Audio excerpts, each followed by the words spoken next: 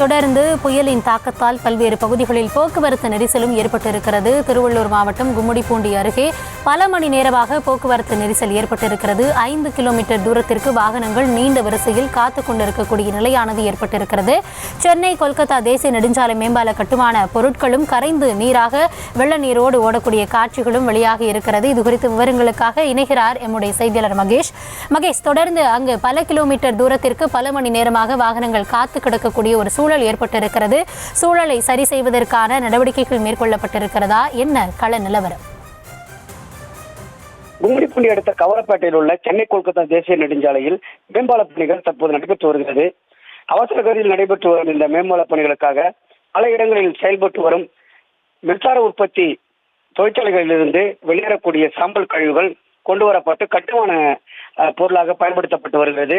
இந்த நிலையில் பெஞ்சால் புயல் காரணமாக பெய்து வரும் கனமழையால் கட்டுமான பொருட்களாக பயன்படுத்தப்பட்டு வரும் சாம்பல் கழிவுகள் மேம்பால பணிகள் நடைபெற்று வரும் இடத்தில் சர்வீஸ் சாலையில் மழைநீருடன் தேங்கி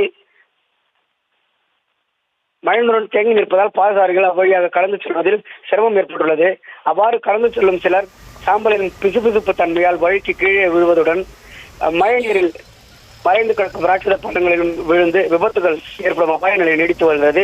இதனால் கீழ் முதலமைச்சர் ஊராட்சி மன்ற நிர்வாகமும் நெடுஞ்சாலைத்துறை அதிகாரிகளும் ஒன்றிணைந்து தேங்கிய சாம்பல் கலந்த கழிவு நீரை வெளியேற்றும் பணியில் ஈடுபட்டு வருகின்றனர். இந்த நிலையில அவ்வழியாக செல்லக்கூடிய வாகனங்கள் தேங்கிய சாம்பல் கலந்த கழிவு நீரில் தத்தளித்தபடி மெதுவாக அணிவகுத்து செல்கின்றன. இதனால் பல மணி நேரம் போக்குவரத்து நெரிசலில் சிக்கி தவித்து வராங்க. இதனால் மேம்பால பணிகள் நடைபெற்று வரும் இடத்தை கடப்பதற்கு 3 முதல் 5 மணி நேரம் காலதாமதமாவதாக வாகன ஓட்டிகள் தரப்பு தெரிவிக்கிறது.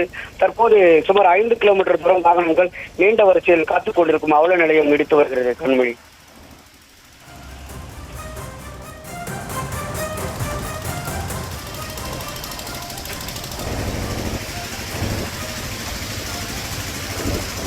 விவரங்களுக்கு நன்றி மகேஷ்குமார்.